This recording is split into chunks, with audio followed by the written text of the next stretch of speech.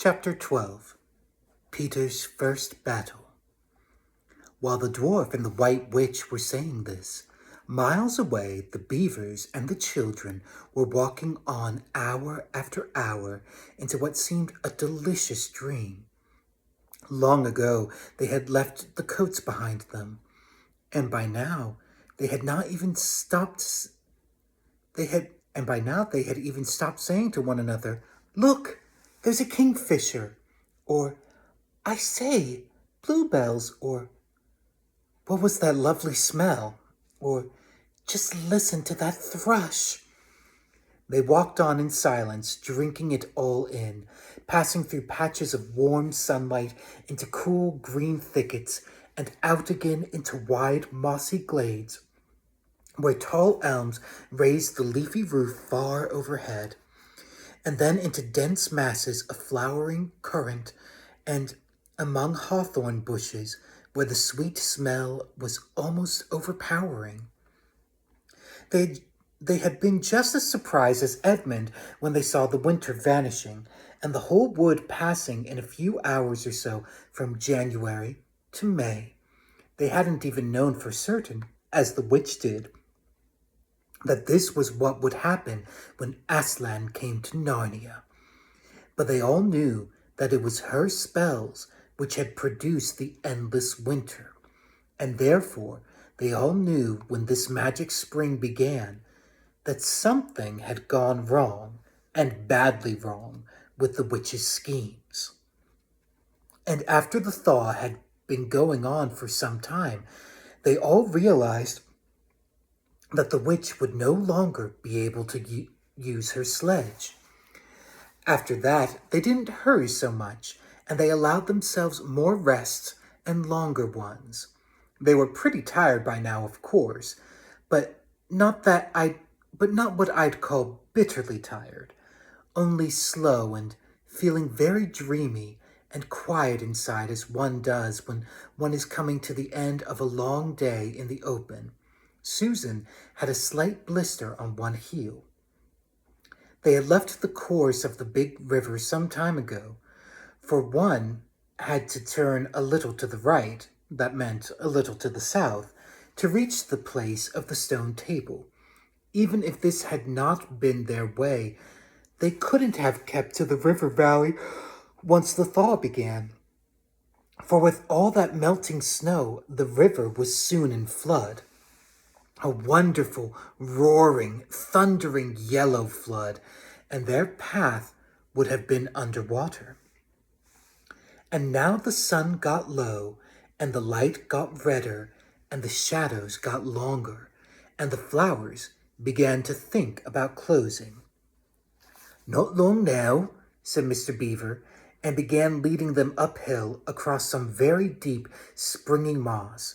It felt nice under their tired feet, in a place where only tall trees grew very wide apart. The climb, coming at the end of the long day, made them all pant and blow.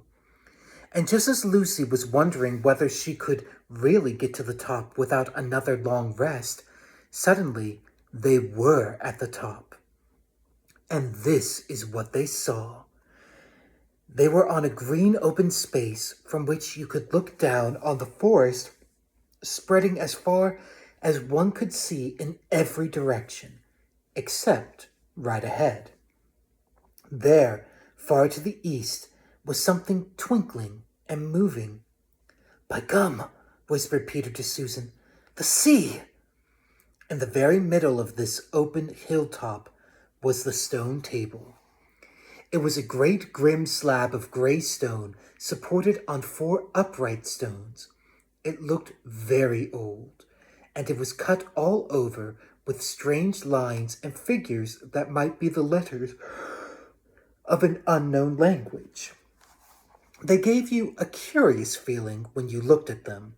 The next thing they saw was a pavilion pitched on one side of the open place. A wonderful pavilion it was, and especially now when the light of the setting sun fell upon it, with sides of what looked like yellow silk and cords of crimson and tent pegs of ivory and high above it on a pole a banner which bore a red rampant lion fluttered in the breeze which was blowing in their faces from the far-off sea. While they were looking at this, they heard a sound of music on their right, and turning in that direction, they saw what they had come to see. Aslan stood in the center of a crowd of creatures who had grouped themselves round him in the shape of a half-moon. There were tree women there, and well women, dryads and naiads, as they used to be called in our world, who had stringed instruments. It was they who had made the music. There were 4 great centaurs. The horse part of them was like huge English farm horses, and the man part was like stern but beautiful giants. There was also a unicorn, and a bull with the head of a man, and a pelican, and an eagle, and a great dog. And next to Aslan stood 2 leopards, of whom one carried his crown, and the other his standard. But as for Aslan himself, the beavers and the children didn't know what to do or say when they saw him. People who have not been in Narnia sometimes think that a thing cannot be good and terrible at the same time. If the children had ever thought so, they were cured of it now. For when they tried to look at Aslan's face, they just caught a glimpse of the golden mane and the great, royal, solemn, overwhelming eyes. And then they found they couldn't look at him and went all trembly. "Go on," whispered Mr. Beaver. "No," whispered Peter. "You first." "No, sons of Adam before animals," whispered Mr. Beaver back again. "Susan," whispered Peter, "what about you? Ladies first." "No, you're the eldest," whispered Susan, and of course, the longer they went on doing this, the more awkward they felt. Then at last, Peter realized that it was up to him. He drew his sword and raised it to the salute, and hastily saying to the others, "Come on, pull yourselves together," he advanced to the lion and said, "We have come, Aslan." "Welcome, Peter, son of Adam," said Aslan. "Welcome, Susan and Lucy, daughters of Eve. Welcome, he-beaver and she-beaver." His voice was deep and rich, and somehow took the fidgets out of them. They now felt glad and quiet, and it didn't seem awkward to them to stand and say nothing. "But where is the 4th?" asked Aslan. "He has tried to betray them and joined the White Witch, O Aslan," said Mr. Beaver, and then something made Peter say, "That was partly my fault, Aslan. I was angry with him, and I think that helped him to go wrong." And Aslan said nothing either to excuse Peter or to blame him, but merely stood looking at him with his great unchanging eyes, and it seemed to all of them that there was nothing to be said. "Please, Aslan," said Lucy, "can anything be done to save Edmund?" "All shall be done," said Aslan, "but it may be harder than you think." And then he was silent again for some time. Up to that moment, Lucy had been thinking how royal and strong and peaceful his face looked. Now it suddenly came into her head that he looked sad as well. But next minute, that expression was quite gone. The lion shook his mane and clapped his paws together. Terrible paws, thought Lucy, if he didn't know how to velvet them, and said, "Meanwhile, let the feast be prepared." Ladies, take these daughters of Eve to the pavilion and minister to them." When the girls had gone, Aslan laid his paw, and though it was velveted, it was very heavy, on Peter's shoulder, and said, "Come, son of Adam, and I will show you a far-off sight of the castle where you are to be king." And Peter, with his sword still drawn in his hand, went with the lion to the eastern edge of the hilltop. There, a beautiful sight met their eyes. The sun was setting behind their backs. This meant that the whole country below them lay in the evening light, forest and hills and valleys, and winding away like a silver snake, the lower part of the great river. And beyond all this, miles away, was the sea, and beyond the sea, the sky, full of clouds which were just turning rose color with the reflection of the sunset. But just where the land of Narnia met the sea, in fact, at the mouth of the great river, there was something on a little hill shining. It was shining because it was a castle, and of course the sunlight was reflected from all the windows which looked towards Peter and the sunset. But to Peter, it looked like a great star resting on the seashore.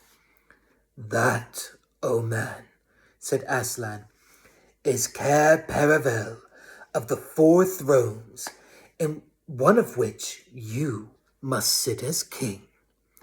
I show it to you because you are the firstborn, and you will be high king over all the rest." And once more, Peter said nothing, for at that moment a strange noise awoke the silence suddenly. It was like a bugle, but richer. "It is your sister's horn," said Aslan to Peter in a low voice, so low as to be almost a purr. If it is not disrespectful to think of a lion purring. For a moment, Peter did not understand. Then when he saw all the other creatures start forward and heard Aslan say with a wave of his paw, "Back! Let the prince win his spurs," he did understand and set off running as hard as he could to the pavilion. And there he saw a dreadful sight. The naiads and dryads were scattering in every direction. Lucy was running towards him as fast as her short legs would carry her, and her face was as white as paper. Then he saw Susan make a dash for a tree and swing herself up, followed by a huge gray beast. At first, Peter thought it was a bear. Then he saw that it looked like an Alsatian, though it was far too big to be a dog.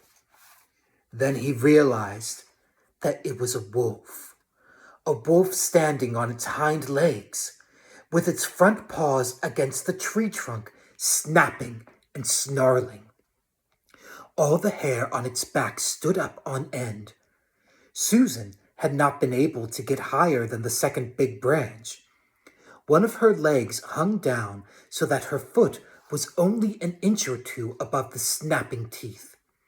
Peter wondered why she did not get higher or at least take a better grip. Then he realized that she was just going to faint, and that if she fainted, she would fall off. Peter did not feel very brave. Indeed, he felt he was going to be sick. But that made no difference to what he had to do. He rushed straight up to the monster and aimed a slash of his sword at its side. That stroke never reached the wolf.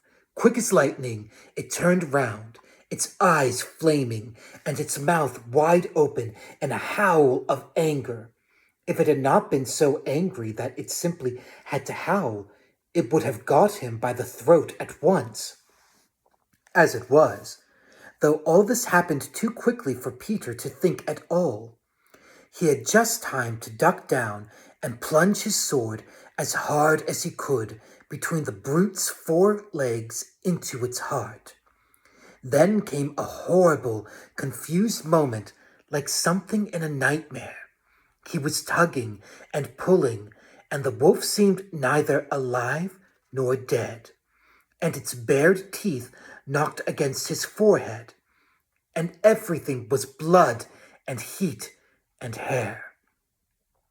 A moment later, he found that the monster lay dead, and he had drawn his sword out of it and was straightening his back and rubbing the sweat off his face and out of his eyes.